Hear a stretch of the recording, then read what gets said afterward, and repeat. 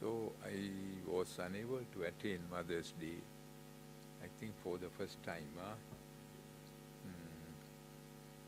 So, okay, I will talk a little bit about, not Mother's Day, about mothers.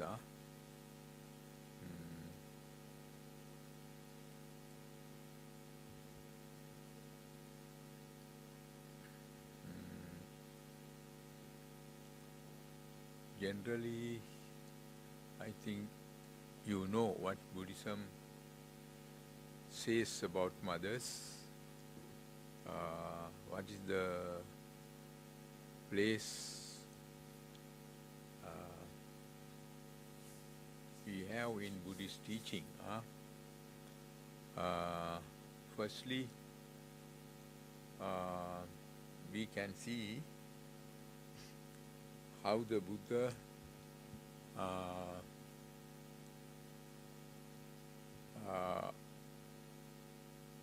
remembered his mother. When I say how the Buddha remembered his mother, there is another question, because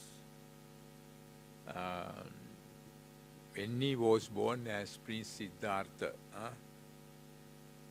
he was only 7 days old baby when his mother passed away.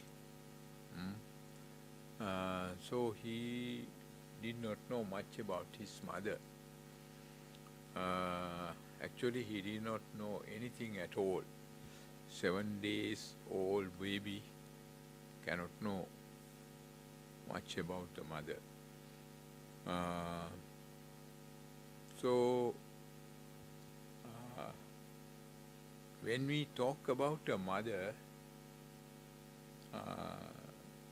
real mother is always the mother who had done a mother's duty and who has qualities of a mother.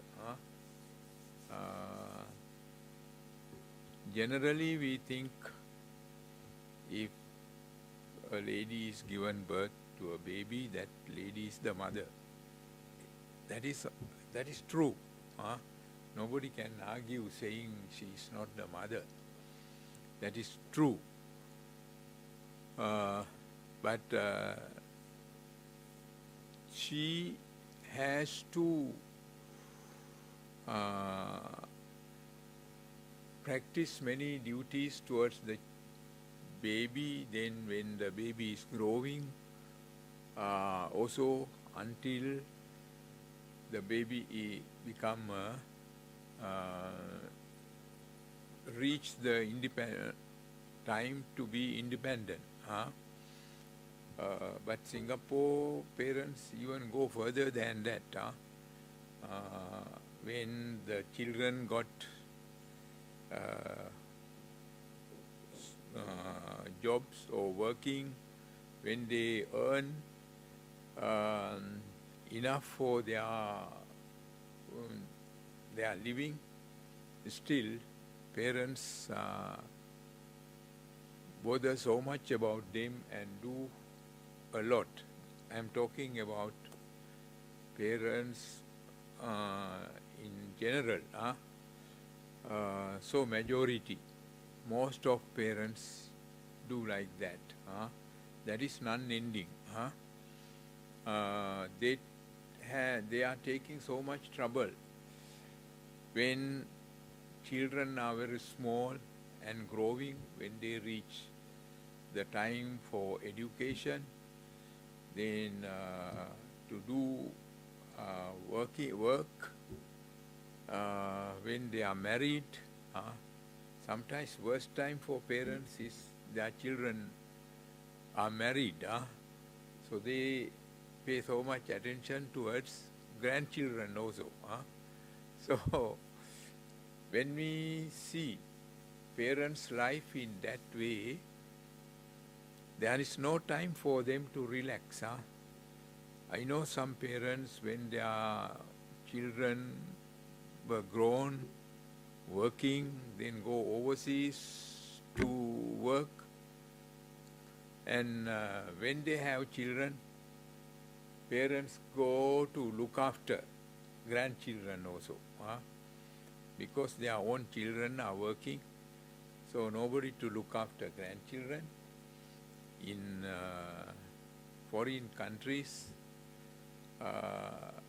having somebody to work and look after children is so difficult, then parents go.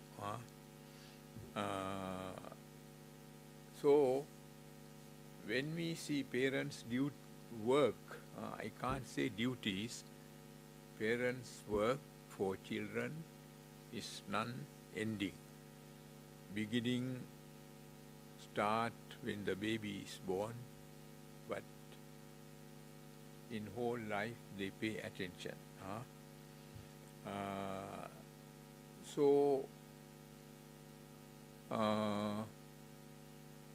if parents are doing their duties in that way, actually majority are like that, we can call them real parents, not just because they are their children. They do parents' duties. Mother is doing mother's duty, father is doing father's duty. So they are doing their work, non-stop work for the benefit of children. So we can call them real parents. Their love, their commitment for them is so much. If any father, any mother neglect their children, then we have to think of a word to use them. If mother has neglected mother's duty, mother's work,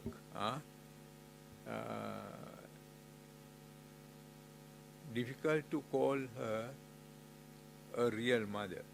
If father is neglecting neglecting necessary commitment towards children, cannot call a real father.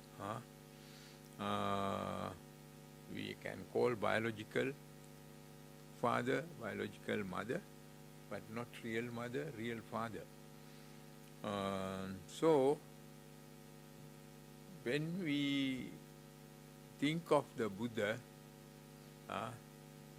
when he was born as Prince Siddhartha, mother passed away within 7 days. So, for that case, we cannot blame mother. Mother had no opportunity to look after the baby, do anything for the baby. Then Prince Siddhartha got another mother. We know she is called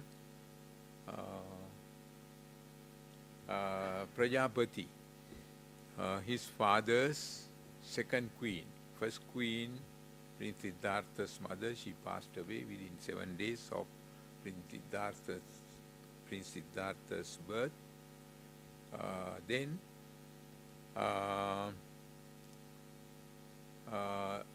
second queen of King Suddhodana became the chief queen and plus became the real mother of baby prince.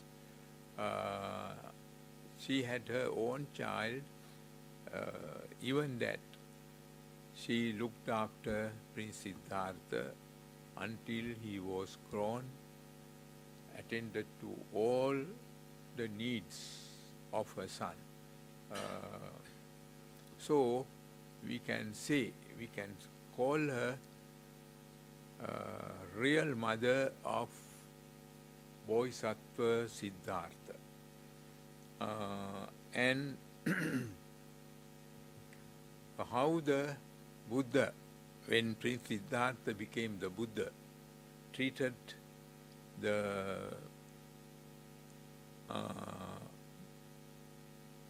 Prajapati, we call when somebody adopt, we call adopted mother. But actually, difficult to call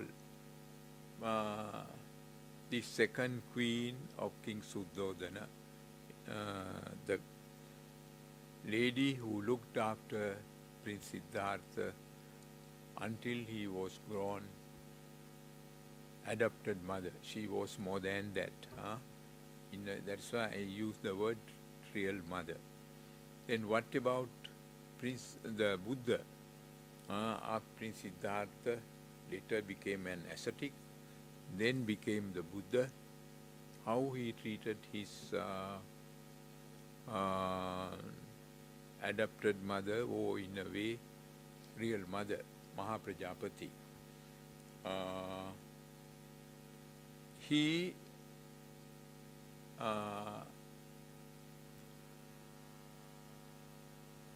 When he visited his palace, he met Mahaprajapati,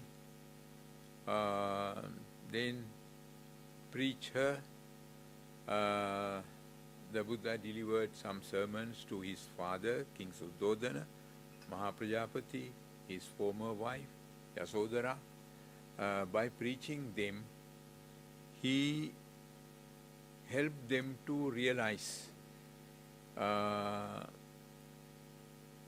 the teaching, realize the Dhamma, and attain stages of sainthood. So that is his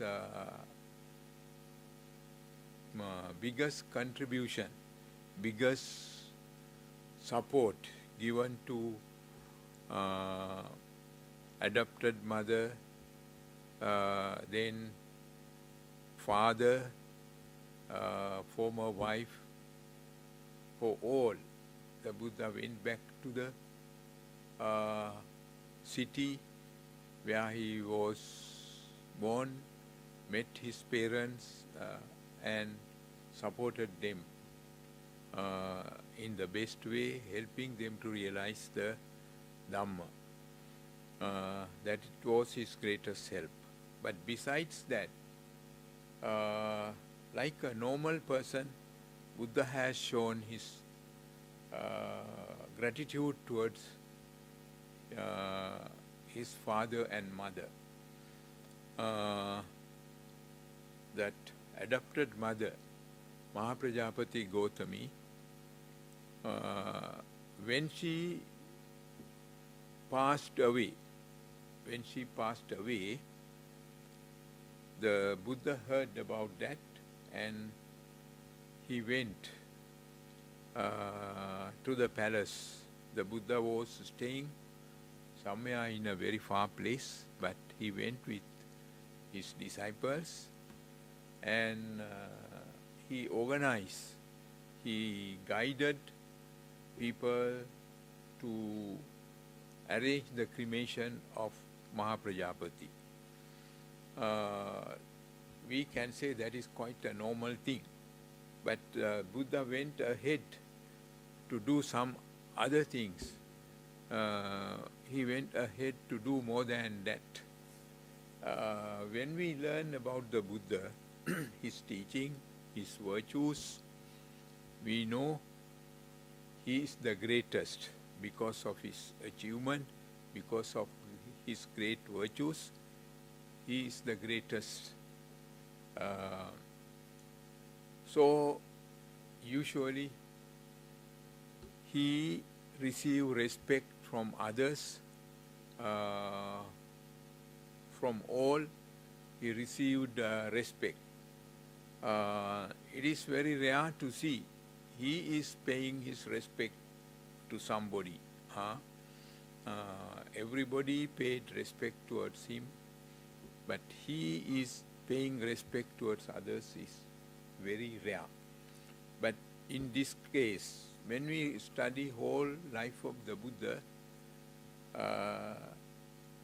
this is the only occasion we can see he had paid his respect to adopted mother Mahaprajapati. The Buddha went to the city where Mahaprajapati lived and guided the palace people and other people to prepare her funeral. And body was cremated.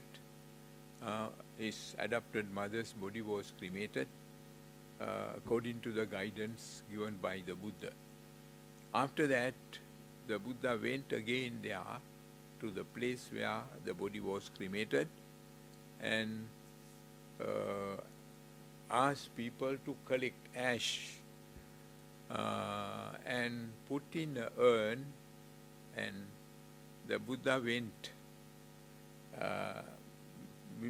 The Buddha asked palace people to build a place in order to enshrine Queen Prajapati's ash. On that day, the Buddha had taken her ash, the urn with her ash, and went 3 rounds.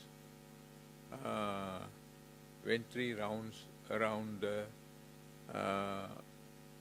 place built by people to place Mahaprajapati's ash.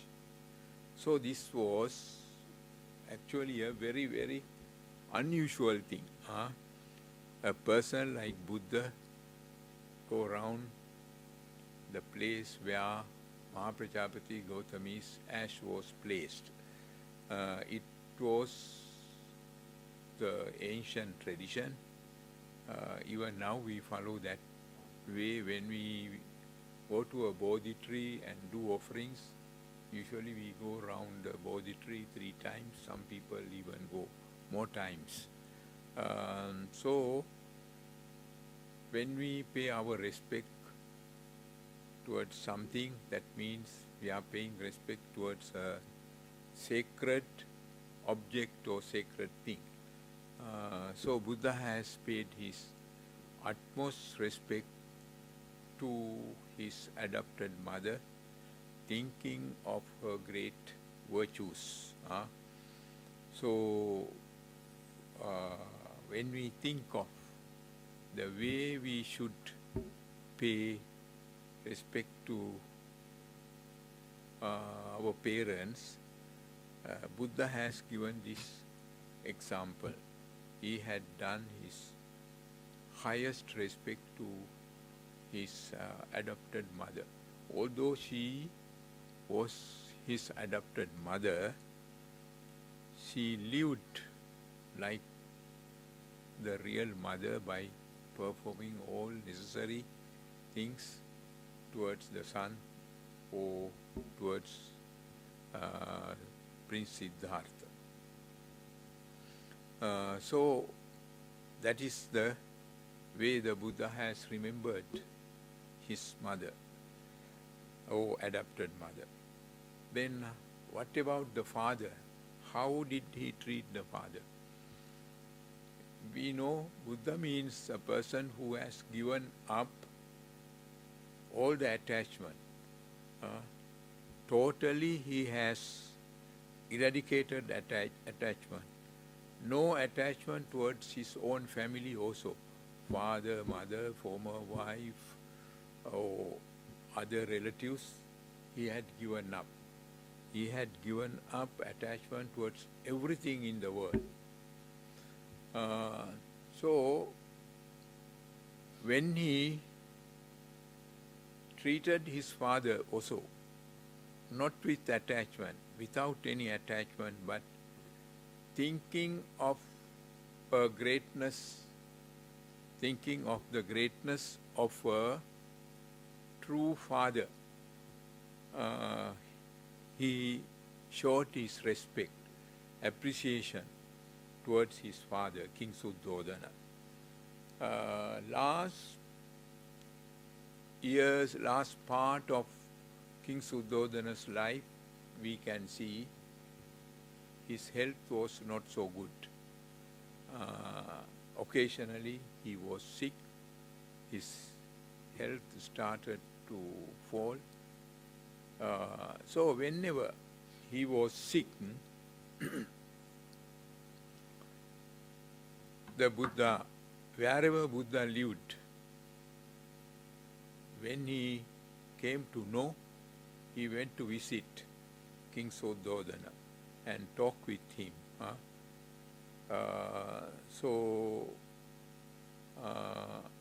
To relieve his pain, relieve his uneasiness, the Buddha went to talk to him.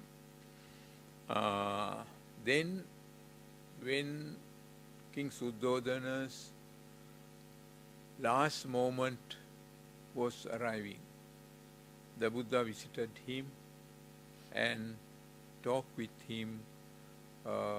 He was aware. Then Buddha talked to him and sat near the deathbed of the father.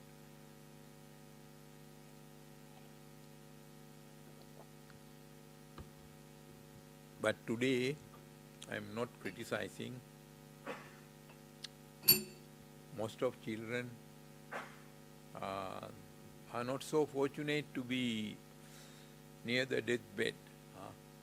When I use the word fortunate, you may not agree. What fortunate when father is dying, sitting next to the bed.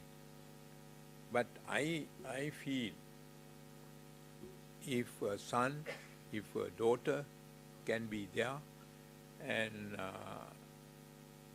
help even at that moment to the dying father, that is a fortunate thing. So Buddha had done it. He went, he was talking, then slowly father could not hear anything and passed away.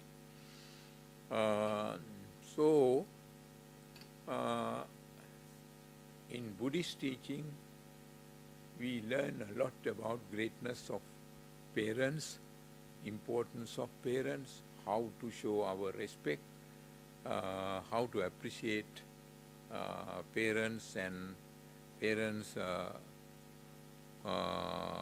kindness. At the same time, we are able to see how the Buddha followed his advice about treating parents, the way to treat parents. So, father was dying, all the way the Buddha went, sat near the deathbed until father passed away.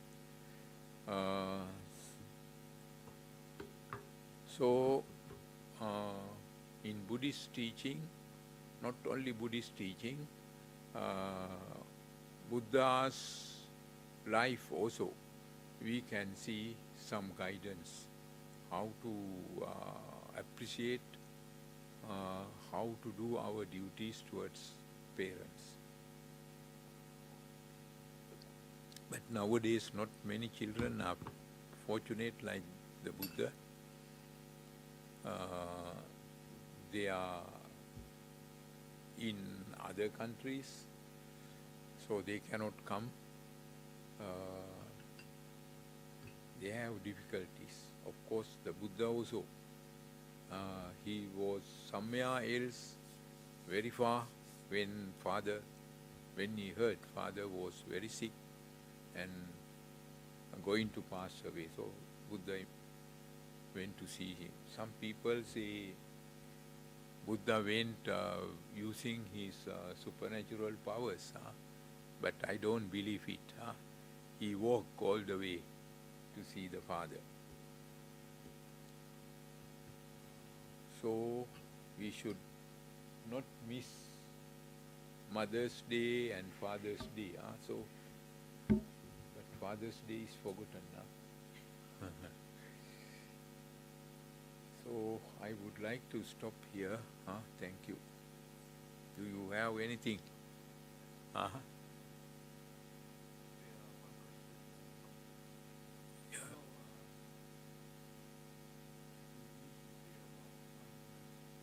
Uh-huh.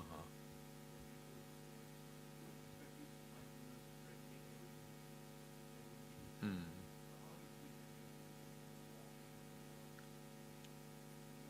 Very simple. You know, when we say mindfulness, there are many, many levels of mindfulness. Uh, uh, Now you are sitting there. I have finished my talk. You also have to get up. I also have to get up after my talk finish. I have to be mindful to get up. If I am not mindful, I won't get up. Or when I am going to get up, I don't know whether it happened or not. If I lose my mindfulness, I will fall down. So to get up from there also you have to be mindful. You know you are going to get up, you have to get up. And I was talking, you were listening.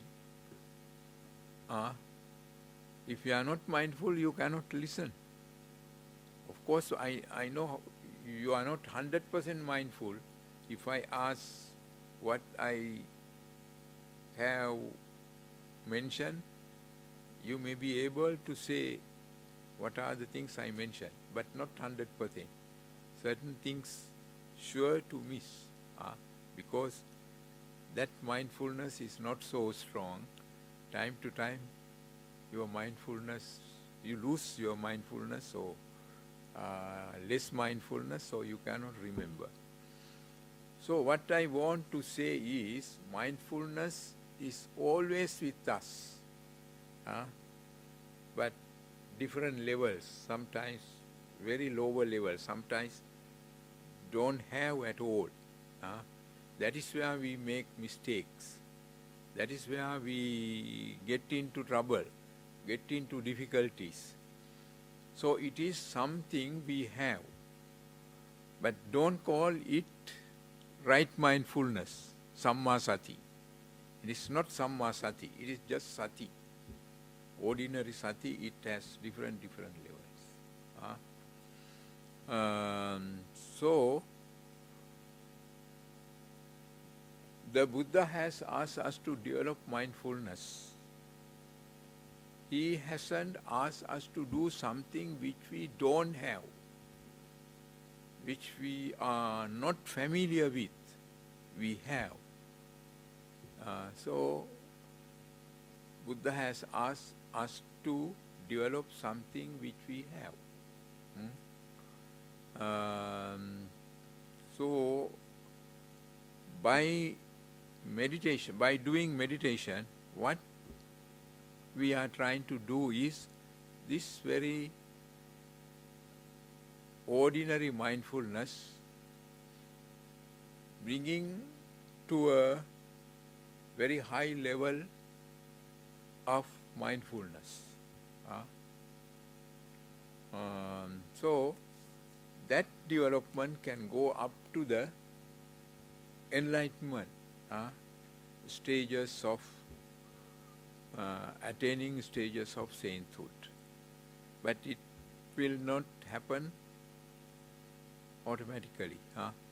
We have mindfulness, but that's why I said we cannot say that is right mindfulness, just mindfulness, ordinary mindfulness. We have to develop it in a right way, then we call right mindfulness, and develop up to the highest level. Again, mindfulness towards ordinary things,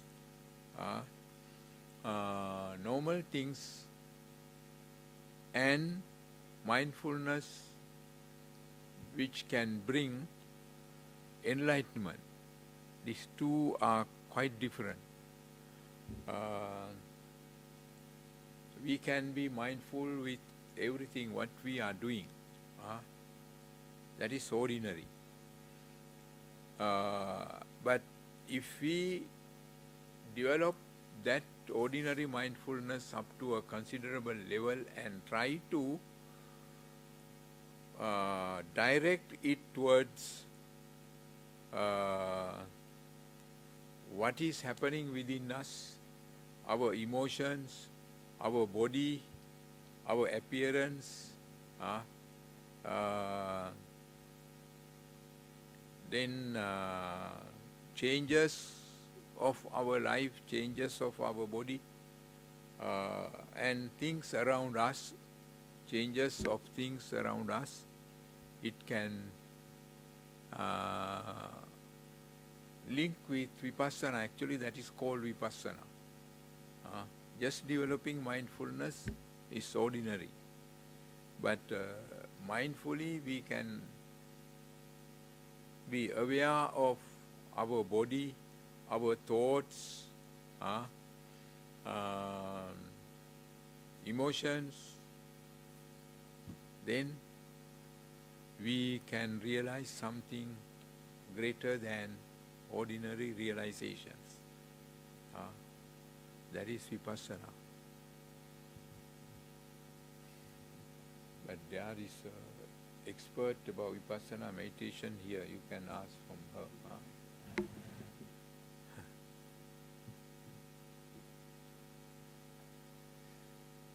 So, okay, thank you.